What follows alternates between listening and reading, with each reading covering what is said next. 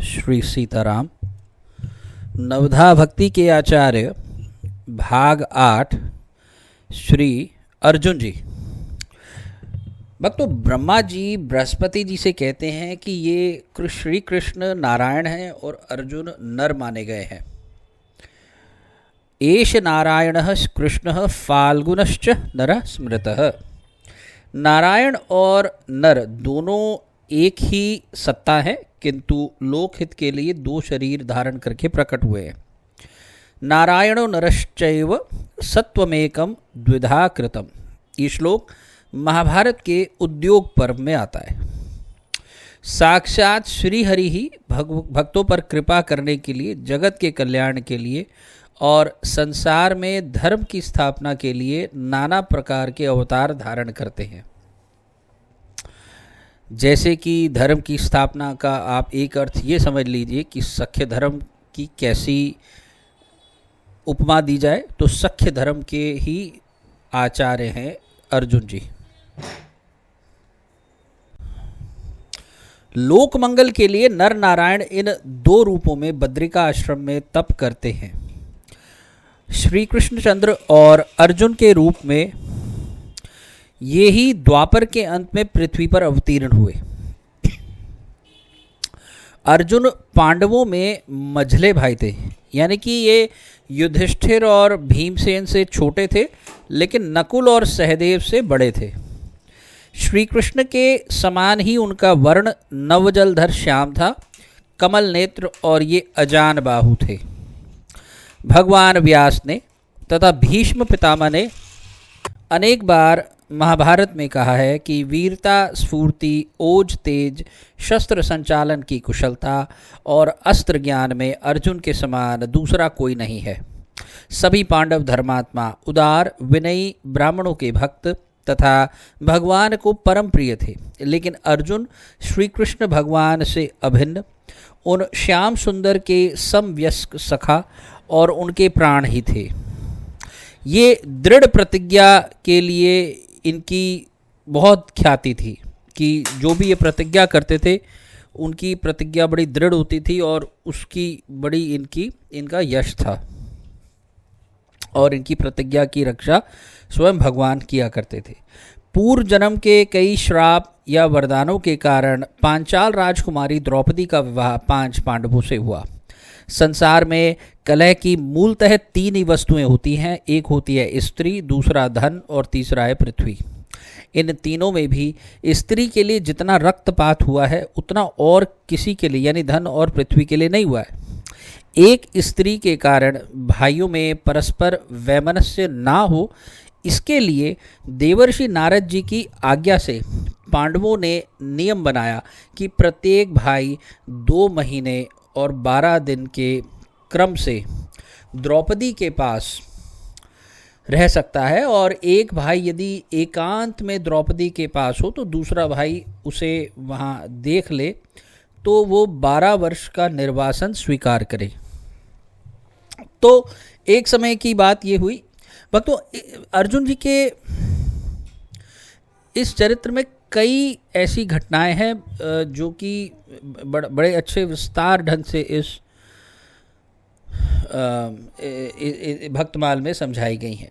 तो एक बार रात्रि के समय चोरों ने एक ब्राह्मण की गाय चुरा ली और वो पुकारता हुआ राजमहल के पास आया और ज़ोर ज़ोर से कहने लगा कि जो राजा प्रजा से उसकी आय का छठा भाग लेता हो और फिर भी उसकी रक्षा नहीं करता हो, वो राजा पापी है। अर्जुन ब्राह्मण को आश्वासन देकर शस्त्र लेने भीतर गए। अब भीतर में उनके धनुष आदि थे, यहाँ पर युधिष्ठिर द्रौपदी के साथ एकांत में बैठे थे। एक तरफ ब्राह्मण के गोधन की रक्षा का प्रश्न था और दूसरी ओर अर्जुन को निर्वासन का भय था। अर्जुन ने निश्चय किया कि चाहे कुछ भी हो, मैं शरणागत की रक्षा से पीछे नहीं हटूंगा। भीतर जाकर शस्त्र ले आए और वे लुटेरों का पीछा करने के लिए उनके पीछे दौड़े, उनको दंड दिया। गौएं छुड़ाकर ब्राह्मण को दे दी। अब वे धनंजय निर्वासन स्वीकार करने के लिए उद्यत हुए। युधिष्ठिर ने बहुत समझाया कि बड़े भाई के पास एकांत में छोटा भाई तो पहुंच ही जा सकता है, इसमें तो कोई दोष नहीं। द्रौपदी के साथ एक साधारण सी बातचीत ही हो रही थी, कोई विशेष काम नहीं। तो इसलिए ब्राह्मणों की गाय बचाना तो राजधर्म है, इसलिए तुम्हें निर्वासन की ज़रूरत नहीं है। तो ब्राह्मणों की गाय बचाना राजधर्म है, ये राजा का ही कार्य हुआ जो तुमने किया। लेकिन अर्जुन जो था वो इन सभी प्रयत्नों से विचलित नहीं हुए। उन्होंने कहा, महाराज मैं आपसे ही सुना है कि धर्म पालन में बहानेबाजी नहीं करनी चाहिए, मैं सत्य को नहीं छोड़ूंगा। नियम बनाकर उसका पालन ना करना ये भी तो असत्य है। इस प्रकार बड़े भाई के वचन का लाभ लेकर अर्जुन विचलित नहीं हुए और उन्होंने स्वेच्छा से निर्वासन स्वीकार किया। भक्तों, यहाँ निर्वासन के समय भी अर्जुन कोई यूं ही भटकते नहीं रहे, बल्कि वो तपस्या में लीन हुए। व्यास जी की आज्ञा से अर्जुन तपस्या करके शस्त्र प्राप्त करने गए। अब अपने तप और पराक्रम से उन्होंने भगवान शंकर को प्रसन्न करके पाशुपतास्त्र प्राप्त किया। दूसरे लोकपालों ने भी प्रसन्न होकर अपने अपने दिव्यास्त्र उन्हें दिए। इसी समय देवराज इंद्र का सारथी मातली रथ लेकर उन्हें बुलाने आया। उस पर बैठकर वे स्वर्ग गए और वहां देवताओं के द्रोही असुरों को उन्होंने पराजित किया।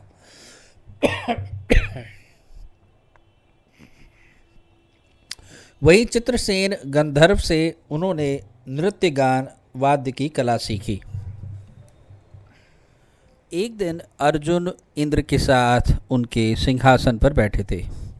देवराज इंद्र ने देखा कि पार्थ की दृष्टि देवसभा में नाचती हुई उर्वशी अप्सरा पर लगी है।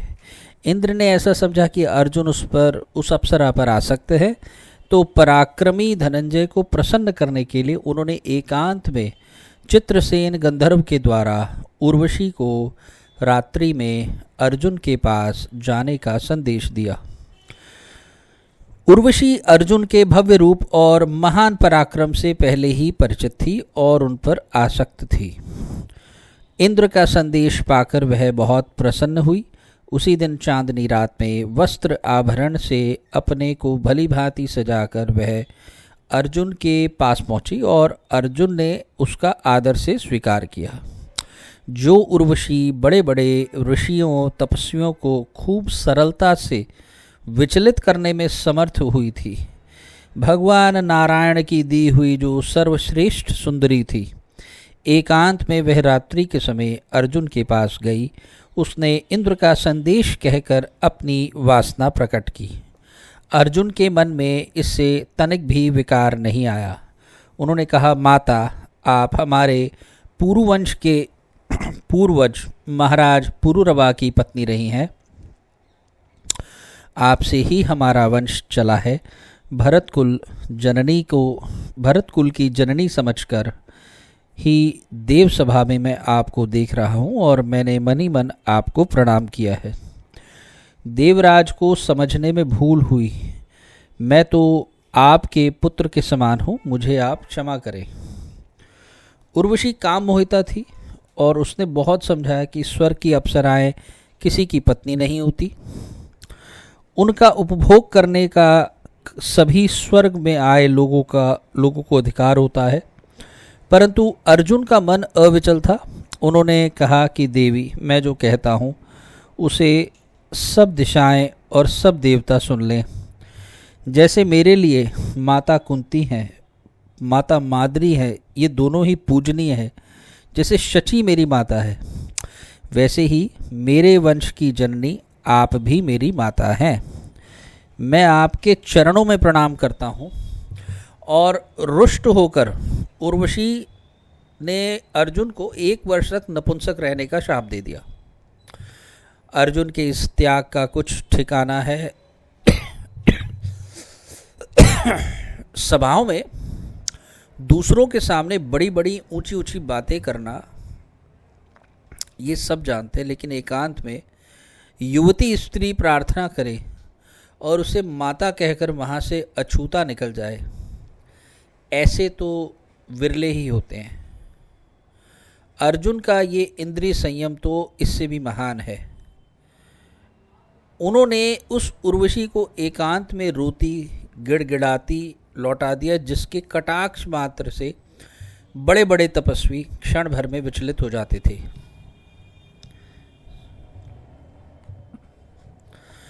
भक्तों, श्री कृष्णचंद्र इतना अर्जुन को क्यों चाहते थे? क्योंकि उनके प्राण धनंजय में ही बसते थे। ये बात जो समझ जाए उसे श्री कृष्ण का प्रेम प्राप्त करना सरल हो जाता है।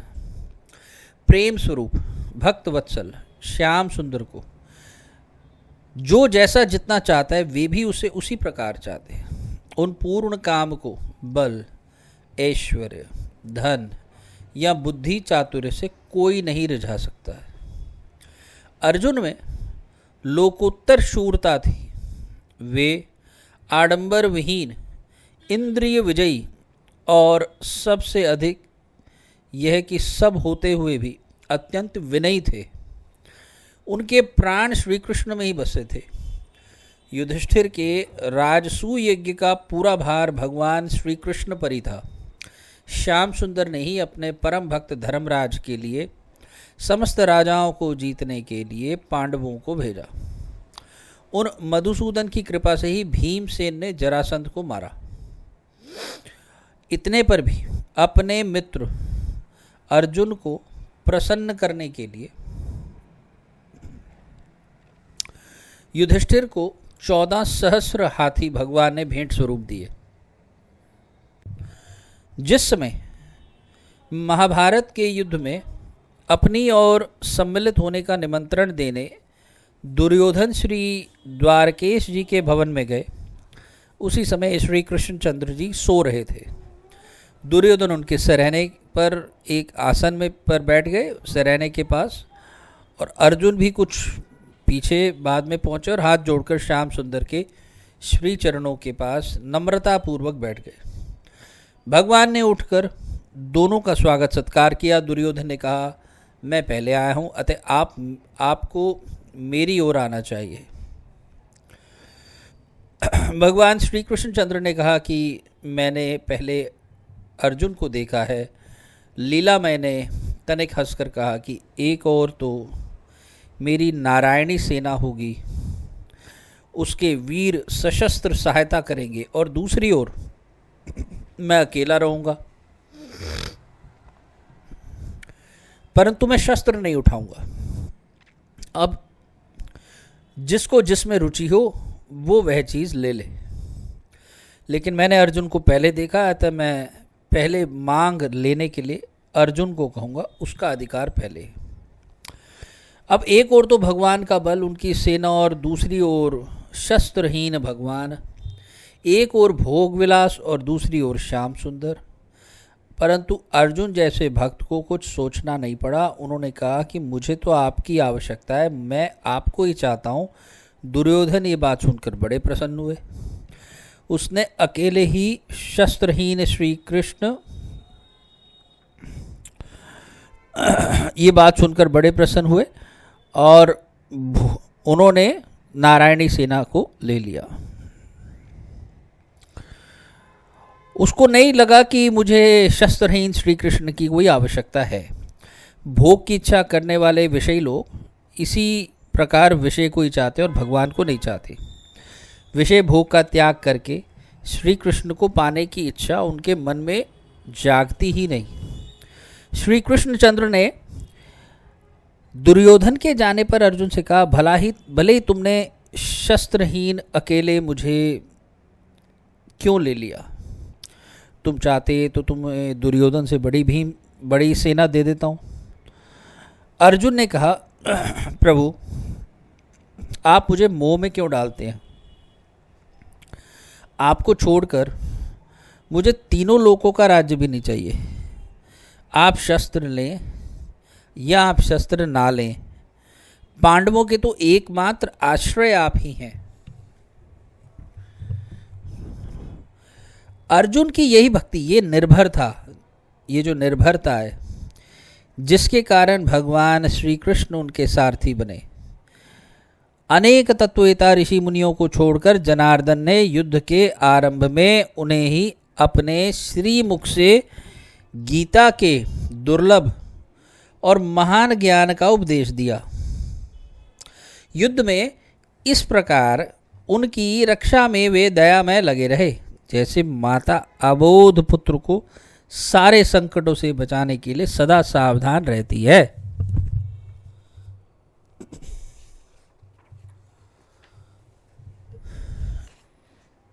अब अलग एक प्रसंग आता है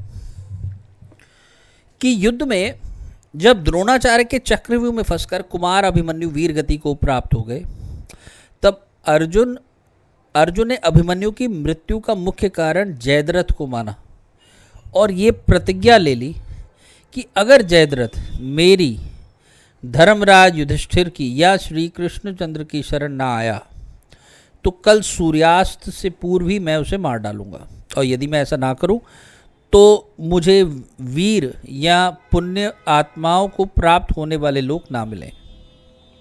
उन्होंने ऐसी न जाने कितनी कुछ बातें कह दी, क्योंकि घर पे पुत्र का वीरगति को प्राप्त होना, उसकी पत्नी का गर्भवती रहना उत्तरा का, और गर्भवती रहते हुए उसका विधवा हो जाना, विधवा होते हुए उसका उद्योग करना कि मैं तो सती होंगी, लेकिन वो गर्भवती थी इसलिए सती ना हो सकी। तो ये अभिमन्यु के जाने से अर्जुन भीतर तक हिल गए थे। उन्होंने सिर्फ इतनी बात नहीं की जो अभी कही हमने, उन्होंने न जाने कितनी सारी बातें कह दी कि अगर मैं जयद्रथ को ना मारूं तो मेरे को अमुक नरक मिले या अमुक बुरा फल मिले। जैसे कि उसकी एक पूरी एक कड़ी है, वो कहते हैं कि पिता माता का वध करने वाले, गुरु स्त्रीगामी, चुगलखोर, साधु निंदा और पर निंदा करने वाले, धरोहर हड़प जाने वाले, विश्वासघाती, भुक्तपूर्वा स्त्री को स्वीकार करने वाले, ब्रह्म हत्यारे, गोघाती आदि की जो गति होती है वही मुझे मिले यदि मैं कल जयद्रथ को ना मार दूं। वेद अध्ययन करने वाले तथा पवित्र पुरुषों का अपमान करने वाले, वृद्ध साधु और गुरु का तिरस्कार करने वाले, ब्राह्मण गौ तथा अग्नि को पैर से छूने वाले, जल में थूकने वाले और मलमूत्र त्याग करने वाले, नंगे ही नहाने वाले, अतिथि को निराश लौटाने वाले, घूसखोर, झूठ बोलने वाले, ठगी, दंभी, दूसरों को मिथ्या दोष लगाने वाले, स्त्री पुत्र और आश्रित को ना देकर अकेले ही मिठाई खाने वाले, अपने हितकारी और आश्रित तथा साधु का पालन ना करने वाले, उपकारी की निंदा करने वाले, निर्दयी, शराबी, मर्यादा तोड़ने वाले, कृतघ्न, और बहुत कुछ कहा है उन्होंने कि यदि ये सब मुझे ही मिलें यदि मैं कल जयद्रथ को ना मारूं। यदि कल सूर्यास्त तक मैं जयद्रथ को ना मार सका तो चिता बनाकर उसमें जल जाऊंगा। अब भक्त के जो प्रण की रक्षा होती है वो उसकी चिंता स्वयं भगवान करते हैं। अर्जुन ने तो श्री कृष्णचंद्र से कह दिया कि आपकी कृपा से मुझे किसी की चिंता नहीं है, मैं सबको जीत लूँगा। बात सच है। अर्जुन ने अपने रथ की, अपने जीवन की बागडोर जब मधुसूदन के हाथों में दे दी तब वो क्यों चिंता करे। दूसरे दिन घोर संग्राम हुआ। भगवान श्री कृष्ण अर्जुन की प्रतिज्ञा की रक्षा करने के लिए सारी व्यवस्था करने लग गए। सायंकाल श्री हरि ने सूर्य को ढक दिया, अंधकार कर दिया। सूर्यास्त हुआ जानकर अर्जुन चिंता में प्रवेश कर गए। सभी कौरव महारथी उन्हें इस दशा में देखने के लिए आ गए। उन्हीं में जयद्रथ भी आ गया। भगवान ने कहा, अर्जुन शीघ्रता करो, जयद्रथ का मस्तक काट लो पर वह भूमि पे ना गिरे। सावधान। भगवान ने अंधकार दूर कर दिया और सूर्य अस्ताचल को जाते दिखाई पड़े। जयद्रथ के रक्षक चकरा गए। अर्जुन ने सिर काट लिया। श्री कृष्ण ने बताया, जयद्रथ के पिता तप करने के लिए शंकर जी से उन्होंने वरदान पाया है कि जो जयद्रथ का सिर भूमि पर गिराएगा उसके सिर के 100 टुकड़े हो जाएंगे।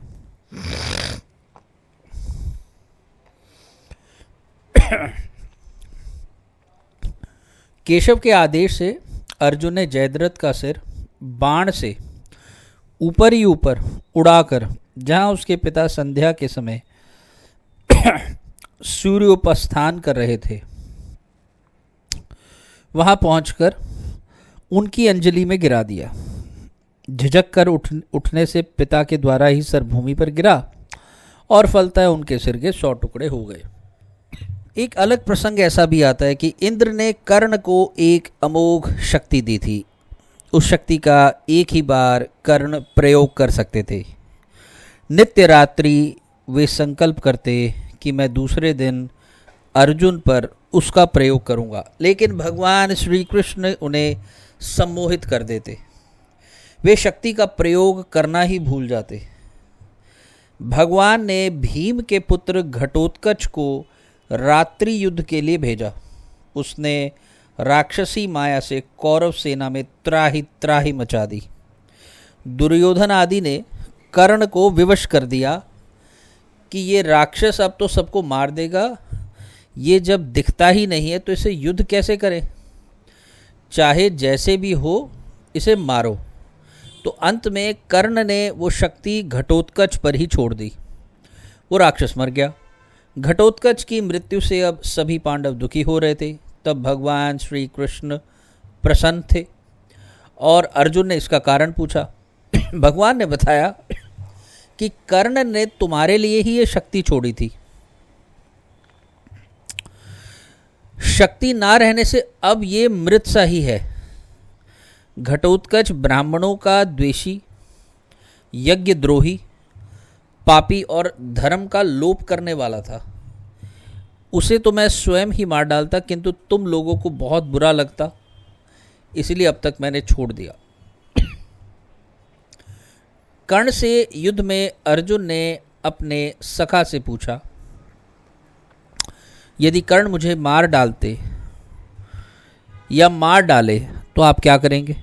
भगवान ने कहा, चाहे सूर्य भूमि पर गिर जाए, चाहे समुद्र सूख जाए, चाहे अग्नि शीतल बन जाए, लेकिन ऐसा कभी नहीं होगा।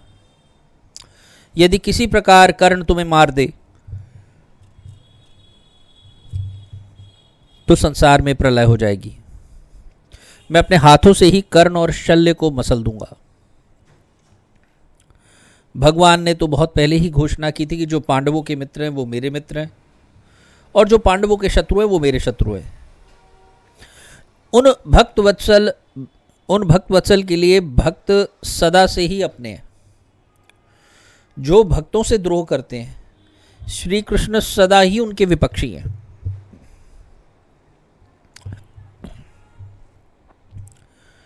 कर्ण ने अनेक प्रयत्न किए। उसने सर्पमुख बाण छोड़ा जिससे अलग अलग दिशाओं में अग्नि लग गई। दिन में ही तारे टूटने लगे। खांडव दाह के समय बचकर निकला हुआ एक अर्जुन का शत्रु था जिसका नाम था अश्वसेन नाग। वो भी अपना बदला लेने के लिए उसी बाण की नोक पर चढ़ बैठा। अब बाण अर्जुन तक आए इससे पहले ही भगवान ने रथ को अपने पैरों से दबा दिया। रथ पृथ्वी में धंस गया। बाण सिर्फ अर्जुन के मुकुट में लगा, उससे मुकुट भूमि पर जलता हुआ गिर पड़ा। महाभारत के युद्ध में इस तरह अनेक अवसर आए। अनेक बार अर्जुन की बुद्धि और उसकी शक्ति कुंठित हुई, लेकिन धर्मात्मा धैर्यशाली अर्जुन ने कभी धर्म को नहीं छोड़ा। उनके पास एक ही बाण जिससे प्रलय हो जाए ऐसा पाशुपतास्त्र था जो उन्होंने शंकर जी से प्राप्त किया था। लेकिन प्राण संकट में होने पर भी उसको कभी भी काम में लेने की इच्छा ही नहीं की। इसी प्रकार श्री कृष्ण के चरणों में उनका इतना विश्वास था कि उनको कभी शिथिलता प्राप्त नहीं हुई। इसी प्रेम और विश्वास ने भगवान को बांध लिया था। भगवान उनका रथ हाँकते, घोड़े धोते, आपत्ति में सब प्रकार उनकी रक्षा करते। श्री कृष्ण के प्रताप से ही पांडव महाभारत के युद्ध में विजयी हुए। विजय हो जाने पर अंतिम दिन छावनी में आकर भगवान ने अर्जुन को रथ से पहले उतरने को कहा। ये आज एक नई बात थी कि जहां भगवान उनको पहले कह रहे कि आप पहले रथ से उतरिए। अर्जुन ने आज्ञा पालन की। अर्जुन के उतरने पर जैसे ही भगवान उतरे तो उस रथ की ध्वजा पर बैठा एक दिव्य वानर भी अदृश्य हो गया और वह रथ घोड़ों के समेत ही तत्काल भस्म हो गया। भगवान ने बताया, दिव्यास्त्रों का प्रभाव इतना भारी था कि ये रथ तो कभी का भस्म हो चुका था। इसको सिर्फ मैंने अपनी शक्ति से अब तक बचाए हुए था। आज अगर तुम पहले नहीं उतरते तो रथ के साथ तुम भी भस्म हो जाते। एक अलग प्रसंग में अश्वत्थामा ने जब ब्रह्मास्त्र का प्रयोग किया तब भगवान ने ही पांडवों की रक्षा की। अश्वत्थामा के ब्रह्मास्त्र के तेज से उत्तरा का गर्भस्थ बालक मरा हुआ उत्पन्न हुआ। उसे श्री कृष्ण चंद्र ने जीवित कर दिया। सुधन्वा को मारने की अर्जुन ने प्रतिज्ञा कर ली। तब भी मधुसूदन ने उनकी रक्षा की। द्वारका में एक ब्राह्मण का पुत्र उत्पन्न हुआ और वो मर जाया करता था। वो दुखी ब्राह्मण एक अपने मृत शिशु का शव लेकर राजद्वार पर रखकर बार बार बोलता, पापी, ब्राह्मण द्रोही, शठ, लोभी राजा के पाप से ही मेरे पुत्र की मृत्यु हुई है। जो राजा हिंसारत, दुष्चरित्र, अजितेंद्रिय होता है उसकी प्रजा कष्ट पाती और दरिद्र रहती है। ब्राह्मण के 8 बालक इसी तरह मर गए थे। किसी के किए हुए कुछ होता ही नहीं था। जब 9वें बालक का मृत शव लेकर वो ब्राह्मण आया तब अर्जुन राजभवन में थे। वे श्री कृष्ण के साथ द्वारका आए हुए थे और उन्होंने ब्राह्मण की करुण पुकार सुनी तो उन्होंने पास आकर कारण पूछा और आश्वासन दिया। उन्होंने कहा, अर्जुन क्या कह रहे हैं? अर्जुन ने कहा, मैं आपकी रक्षा करूंगा। ब्राह्मण ने अविश्वास प्रकट कर दिया तो अर्जुन ने प्रतिज्ञा की कि यदि मैं आपके बालक को ना बचा सकूं तो मैं अग्नि में प्रवेश करके शरीर त्याग दूंगा। 10वें बालक के उत्पन्न होने के समय ब्राह्मण ने समाचार दिया। उसके घर जाकर अर्जुन ने सूतिकागार को ऊपर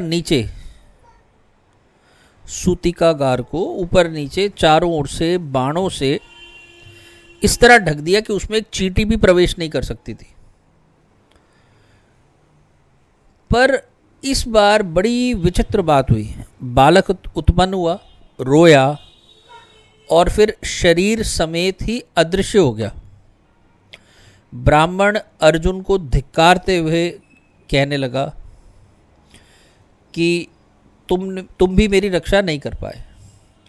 वे महारथी कुछ नहीं बोले, भगवान से भी उन्होंने कुछ नहीं कहा। योग विद्या का आश्रय लेकर अर्जुन यमपुरी पहुंच गए। वहां ब्राह्मण पुत्र नहीं मिला तो वे इंद्र, अग्नि, निरति, चंद्र, वायु, वरुण आदि लोकपालों के धाम, अतल वितल आदि नीचे के जितने भी लोग थे सबको उन्होंने ढूंढ लिया, परंतु कहीं भी उन्हें ब्राह्मण का पुत्र नहीं मिला। अंत में वो द्वारका आए और चिता बनाकर जलने को तैयार हो गए। अब भगवान ने उन्हें आकर के रोका और कहा कि मैं तुम्हें द्विजपुत्र कहाँ है दिखाता हूँ। मेरे साथ चलो। भगवान को तो अर्जुन में जो अपनी शक्ति का गर्व था उसको दूर करना था और वो दूर हो चुका था। अब अपने दिव्य रथ में अर्जुन को बैठाकर भगवान ने सातों द्वीप, सभी पर्वतों और 7 समुद्रों को पार किया। लोकालोक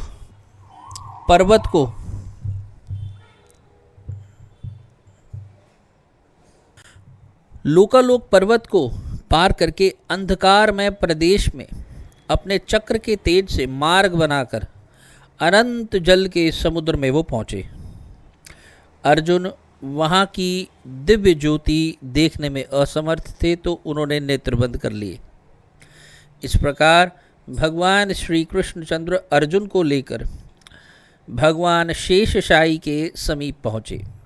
अर्जुन ने वहाँ भगवान अनंत शेष जी की शैया पर सोए नारायण के दर्शन किए। उन भूमा पुरुष ने दोनों का सत्कार किया और उन्हें ब्राह्मण के बालक देते हुए कहा, तुम लोगों को देखने के लिए ही मैंने ये बालक यहाँ मंगाए हैं। तुम नारायण हो और नर हो, मेरे ही स्वरूप हो। पृथ्वी पर तुम्हारा कार्य पूर्ण हो गया है, अब शीघ्र यहाँ आ जाओ। वहाँ से आज्ञा लेकर दोनों लौट आए।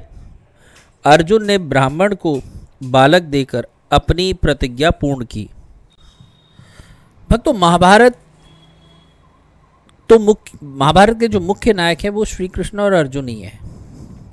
अर्जुन की शूरता, धर्मनिष्ठता, उदारता, भगवत भक्ति और उन पर भगवान मधुसूदन की कृपा, ये सबका महाभारत में विस्तार से वर्णन है।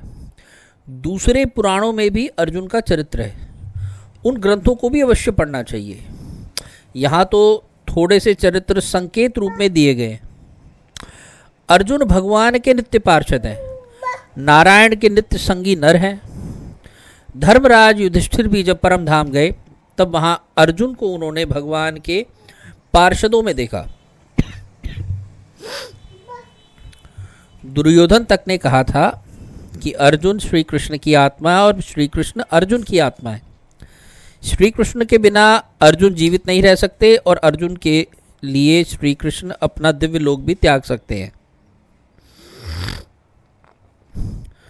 भगवान स्वयं अर्जुन को अपना प्रिय सखा और परम इष्ट तक कहते रहे और उन्होंने अपना और अर्जुन का प्रेम बना रहे और बढ़ता रहे, इसके लिए उन्होंने अग्नि से वरदान तक चाहा था।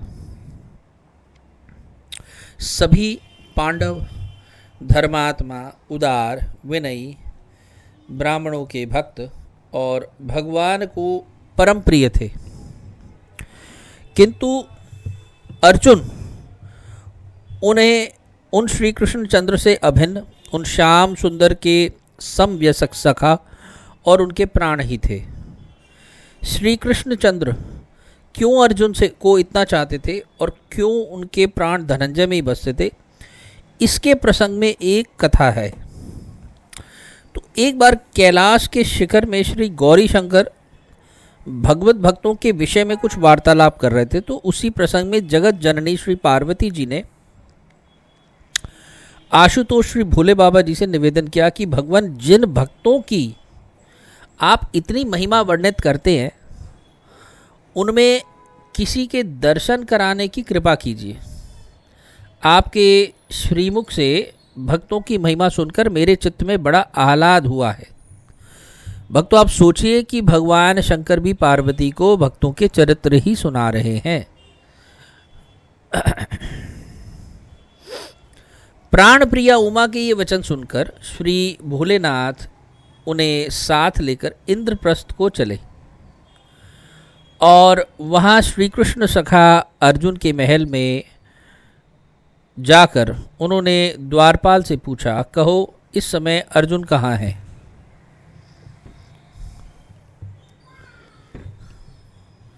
उसने कहा कि इस समय महाराज शयनागार में पौड़े हुए हैं। ये सुनकर पार्वती जी ने उतावली में कहा कि तो अब हमें उनके दर्शन कैसे होंगे? प्रिया को अधीर देखकर श्री महादेव जी ने कहा, देवी, भक्त को उसके इष्ट देव भगवान के द्वारा ही जगाना चाहिए। मैं इसका प्रयत्न करता हूं। तदनंतर उन्होंने समाधिस्थ होकर प्रेम आकर्षण द्वारा आनंद कंद श्री वृजचंद्र को बुलाया और कहा कि भगवान कृपया अपने भक्त को जगा दीजिए। देवी पार्वती उनका दर्शन करना चाहती हैं। श्री महादेव जी के कहने पर श्याम सुंदर तुरंत ही मित्र उद्धव, देवी रुक्मणी और सत्यभामा सहित अर्जुन के शयन आगार में गए। भाई कृष्ण को आया देख सुभद्रा हड़बड़ाकर उठ गई और उठ खड़े होकर उन्होंने उनकी जगह सत्यभामा जी को विराजमान किया और पंखा डुलाने लगी। गर्मी अधिक थी, इसके लिए भगवान का संकेत पाकर और उद्धव जी भी पंखा हाँकने लगे। इतने में ही अकस्मात सत्यभामा और उद्धव चकित से होकर एक दूसरे की ओर ताकने लगे। भगवान ने पूछा, तुम किस विचार में पड़े हो? उन्होंने कहा, महाराज आप अंतर्यामी हो, आप तो सब जानते हो, हमसे क्या पूछते हो? भगवान श्री कृष्ण बोले, बताओ तो सही बात क्या है। तब उद्धव ने कहा कि अर्जुन के एक एक रोम से श्री कृष्ण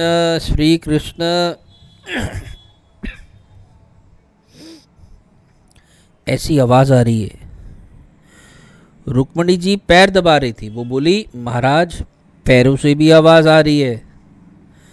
भगवान समीप जाकर उनको सुने तो उन्हें भी स्पष्ट आवाज सुनाई दी। अर्जुन के शरीर से प्रत्येक रोम से यही आवाज आ रही थी कि जय कृष्ण, जय जय श्री कृष्ण, जय कृष्ण, इसकी ध्वनि निकल रही थी। अब तो भगवान उसे जगाना भूलकर स्वयं भी उसके प्रेम पाश में बंध गए और गदगद होकर स्वयं उसके चरण दबाने लगे।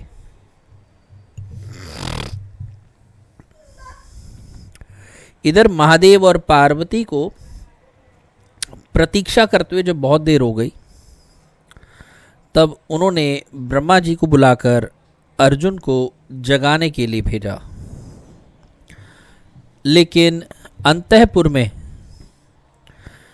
पहुंचने पर ब्रह्मा जी भी अर्जुन के रोम रोम से श्री कृष्ण की ध्वनि सुनकर और स्वयं को भगवान को अपने भक्त के पांव पलटते हुए, पांव दबाते हुए देखकर अपने प्रेमावेश को वे रोक न सके और अपने चार मुखों से उन्होंने वेद की स्तुति प्रारंभ कर दी। जब ब्रह्मा जी की प्रतीक्षा में भी श्री महादेव और पार्वती को बहुत समय हो गया, तब उन्होंने देवर्षि नारद जी का आह्वान किया। अब की बार अर्जुन को जगाने का बीड़ा नारद जी ने उठाया, लेकिन शयनागार का अद्भुत दृश्य देखकर सुनकर उनसे भी रहा नहीं गया। उन्होंने भी अपनी वीणा की खूंटियां कस ली और हरि कीर्तन में तल्लीन हो गए। जब उनके कीर्तन की ध्वनि भगवान शंकर के कान में पड़ी तो उनसे और अधिक प्रतीक्षा नहीं हो सकी। वे भी पार्वती के साथ तुरंत ही अंतःपुर में पहुंच गए। वहां अर्जुन के रोम रोम से जय कृष्ण, जय जय श्री कृष्ण का मधुर नाद सुनकर उनसे भी रहा नहीं गया। उन्होंने भी अपना त्रिभुवन मोहन तांडव नृत्य आरंभ कर दिया। साथ ही श्री पार्वती जी भी स्वर और ताल के साथ मधुर मधुर वाणी से हरि गुण गाने लगी। इस प्रकार वह संपूर्ण समाज प्रेम उन्मत्त हो गया। भक्तराज अर्जुन के प्रेम प्रवाह ने सभी को सराबोर कर दिया। धन्य है अर्जुन और धन्य है उनकी सख्य भक्ति। अर्जुन जी के चरित्र से एक बात बड़ी समझ में आई। भगवान ना सिर्फ अपने भक्तों की प्राणों की रक्षा करते हैं, उनके पैर भी दबाते हैं, उनका रथ भी हाँकते हैं और उनके पैर तो छोड़ो, उनके घोड़ों की भी सेवा करते हैं। खैर, हम इस लालच में भगवान से उनकी भक्ति ना मांगे तो ठीक है, लेकिन भगवान से उनकी कृपा, उनका प्रेम हम जरूर मांगे। इसके साथ ही वाणी को विश्राम दूंगा। ये चरित्र थोड़ा विस्तार में दिया गया था, इसलिए इसका कलेवर वैसा ही था। अगले भाग में हम श्री बलि जी का चरित्र श्रवण करेंगे। तब तक के लिए जय जय श्री सीताराम।